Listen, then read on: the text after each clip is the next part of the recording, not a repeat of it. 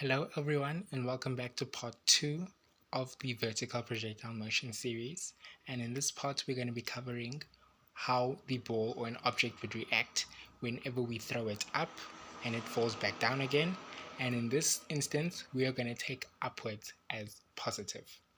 Now what I have over here is I've got a scenario of a ball that is going to be thrown up. It's going to reach its maximum height and it's going to go down because gravity is going to pull it down. So that's pretty obvious, and we can see that whenever we throw anything up, it's obviously going to come down. Now in this instance, I've got my three graphs over here. I've got my position time graph, velocity time graph, and acceleration time graph. Now I don't want you guys to get confused. The thought process differs, but the concept really just stays the same. This time, what's happening now is that we're looking at a different direction and how a ball would behave if it was thrown upwards. Now, I've taken up as positive. Now, if you look at the position time graph, this is what the position time graph would look like if we throw the ball upwards.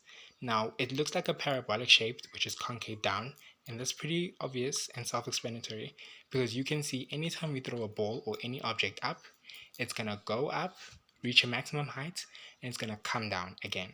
Now this would happen really quickly. It wouldn't stay up there for quite a long period of time. Just as the minute you throw it up, it immediately comes back down again. Now in this part, what we see is that whenever the ball was thrown upwards, the position time graph never goes below the x-axis. The reason being is because this position time graph reflects the motion of the projectile.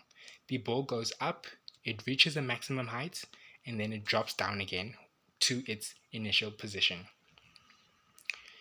Hence why we took upwards as positive is because we see that whenever we throw our ball up, it's going to come back down again, and this happens immediately. Now if we look at the velocity time graph, we can still see now, in this case, what we see is that our line, which is still linear, now crosses into the negative x-axis. The reason being is, negative y-axis.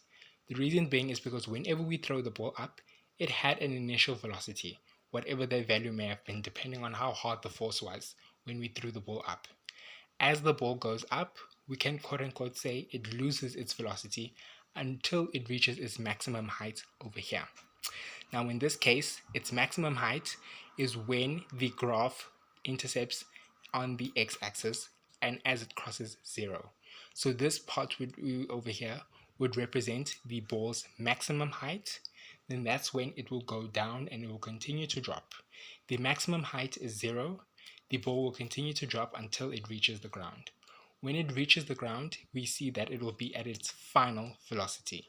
So in this instance, what we can see is that our initial velocity will be equal to our final velocity, because what would happen is that as the ball is going up, it would lose its velocity, reach its maximum height, and at that point the velocity would be 0, and then it will go back down again.